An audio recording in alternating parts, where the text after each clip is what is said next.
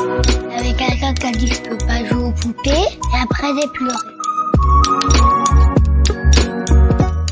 Bienvenue sur Papatriarcat.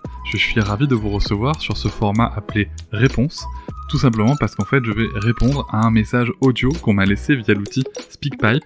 Je vous laisse le lien en descriptif de cet épisode. N'hésitez pas, vous avez 5 minutes pour donner votre avis. Alors quelque chose de positif, constructif, ou tout simplement pour dire que vous n'êtes pas d'accord sur un épisode, c'est tout à fait ok. L'idée c'est de pouvoir échanger ensemble avec de la nuance, c'est pour ça que 5 minutes ça permet de construire un argument, et surtout moi de pouvoir vous répondre derrière, afin d'enrichir un petit peu plus le débat que ceux qu'on peut trouver sur les réseaux sociaux. Je remercie d'avance toutes les personnes qui ont participé à enrichir la réflexion sur nos sujets, et nous allons pouvoir tout de suite commencer cet épisode. Alors, moi, je voulais réagir également par rapport à l'épisode 65, je crois, sur le choix du roi, celui que tu as fait début mars, parce que je suis dans le même cas de figure, hein, donc j'ai eu une fille en premier, un garçon en deuxième, un tout petit, là. Donc, en fait, j'ai été aussi un peu gênée par cette expression, parce que je connaissais déjà la définition, on va dire, historique, traditionnelle, culturelle le choix du roi, parce que oui, il faut un garçon comme héritier pour le royaume, etc. Et une fille pour la marier, pour créer des alliances, pour toujours dans la société patriarcale, quoi. Bref, toujours est-il que donc j'ai une fille en premier qui va bientôt avoir 4 ans et un garçon là qui a 3 mois. Et du coup, alors moi, il y a plusieurs choses sur lesquelles je réagissais en fait. Déjà, toujours, on te demande toujours c'est quoi. Sous-entendu, quel est le sexe du bébé quand t'attends un enfant. Alors moi j'aimais bien dire c'est un bébé, parce que le c'est quoi, en fait c'est pas un objet, hein, je l'ai pas commandé sur le catalogue, hein, c'est un enfant qui est en train de grandir dans mon ventre et qui va bien, qui est en bonne santé accessoirement. Donc déjà en premier, je savais que les gens, quand ils me disaient c'est quoi, je leur répondais toujours c'est un bébé, ça les faisait sourire, mais oui, mais en même temps voilà, on parle bien d'un enfant. Et ensuite, quand je disais que c'était un garçon, tout le monde me disait « Ah, c'est génial !» Enfin, il y avait un peu toutes les réactions, le choix du roi, un garçon et une fille, comme ça tu vois les deux, c'est bien, etc. Mais c'est toujours très positif dans l'esprit des gens. Alors que moi, je leur disais « Oui, je suis contente, mais honnêtement, avec mon conjoint, et on était carrément alignés là-dessus, on s'en fichait complètement du sexe pour le deuxième enfant. » En fait, curieusement, on voulait absolument, enfin moi surtout, mais mon conjoint aussi, on voulait absolument avoir au moins une fille. Et comme on a une fille en premier, honnêtement, le deuxième, on aurait eu 2 filles, on aurait été ravis. On a un garçon, et on est ravis aussi. En fait, c'était vraiment peu importe, parce que déjà c'est un deuxième, donc comme tu l'as dit dans ton journal de papa, le deuxième, t'es plus innocent, t'es plus naïf comme pour la première grossesse, tu sais que ça peut, voilà, tu sais qu'il y a des choses qui peuvent se passer, tu connais les inquiétudes, tu connais un peu des histoires et tout, donc bref, t'as toujours un peu cette inquiétude là. Donc, bref, là je m'égare, je vais aller trop loin, mais bon, pour le choix du roi, en tout cas, moi, comment je réagissais, déjà quand on me demandait c'est quoi, je disais c'est un bébé, et quand on me disait c'est super, c'est un garçon, nanana, je dis oui, ça va être une nouvelle expérience, mais de toute façon, peu importe, j'aurais été heureuse l'un comme l'autre. Voilà, allez, bon courage avec Lucas et avec Sarah. Je sais, je passe par là en ce moment, il a 3 mois, c'est difficile, hein, on se sait. Donc, bon courage.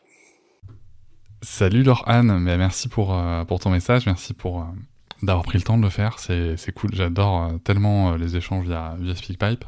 Ouais, non mais tu soulèves un truc tellement intéressant, tu vois, genre c'est quoi ?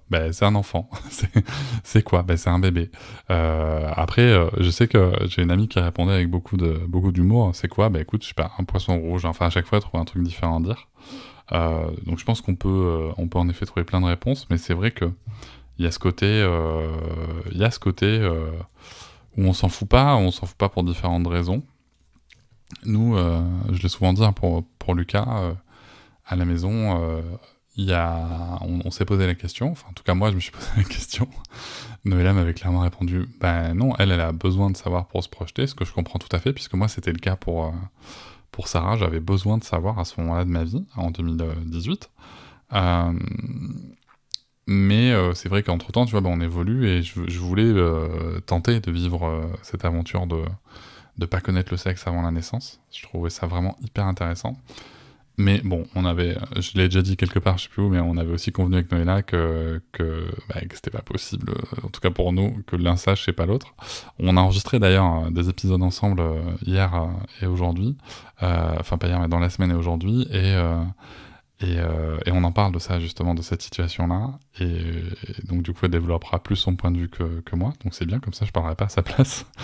Mais c'est vrai que c'est là, je trouve que ça montre vraiment à quel point ces choses-là sont ancrées, surtout que, c'est vrai que je le dis dans l'épisode réponse, c'est que c'est tellement bienveillant en fait, enfin clairement il y a des gens qui te disent ça vraiment en mode super, tu vois, il y a pas plus tard que il y a 2 semaines je crois, une maman à la maison, sa fille était venue jouer à la maison, et donc elle nous demande, enfin elle voit que du coup elle voit Lucas et tout, et elle nous dit super, le choix du roi. Et c'est vrai que j'ai un peu réagi en mode ah ouais, tu sais d'où ça vient et tout, tu sais pourquoi tu dis ça. Et en fait très honnêtement elle m'a dit en fait je me suis jamais posé la question, je sais juste que ça fait plaisir, et que pour elle ça sert juste à dire tiens t'as une fille et un garçon. Mais du coup, alors bon, je l'ai un peu foutu la paix, tu vois, bien entendu, parce qu'on n'est pas là pour se prendre je sais pas, j'essaye de pas trop faire chier les gens avec mon militantisme au quotidien. Mais c'est vrai que tu vois, j'aurais pu pousser en disant et pourquoi est-ce qu'à ton avis c'est important qu'est-ce qui fait concrètement que tu te dis tiens ça c'est cool d'avoir je veux avoir une réponse particulière parce qu'il y a une fille et un garçon, tu vois, ou un garçon et une fille. Tu vois, on peut amener ces réflexions-là, tu vois, on peut pousser ces réflexions-là dans les échanges. Peut-être que si on avait fait ça autour d'un verre ou quoi, dans un autre truc, dans un autre contexte, j'aurais pris le temps, mais vraiment, si tu veux, il y a tout ce côté-là qui me paraît essentiel à réfléchir, et c'est chouette, et je te remercie d'avoir fait ton audio, et je remercie tous les gens qui font ces petits gestes-là, tu vois, au quotidien, parce que c'est comme ça aussi qu'on va réussir à avancer, en essayant justement de pas se mettre les gens à dos, en essayant de construire des ponts plutôt que des murs entre les gens. Mais c'est toujours intéressant de remettre en question justement ces trucs qui sont tellement ancrés qu'on s'est jamais demandé pourquoi c'était là, tu vois. Voilà, donc merci beaucoup pour ton message, et à très bientôt. Je vous remercie de m'avoir écouté. Je vous invite à vous abonner, et nous pouvons aussi nous retrouver sur Facebook, Instagram et sur le blog papatriarca.fr. À bientôt.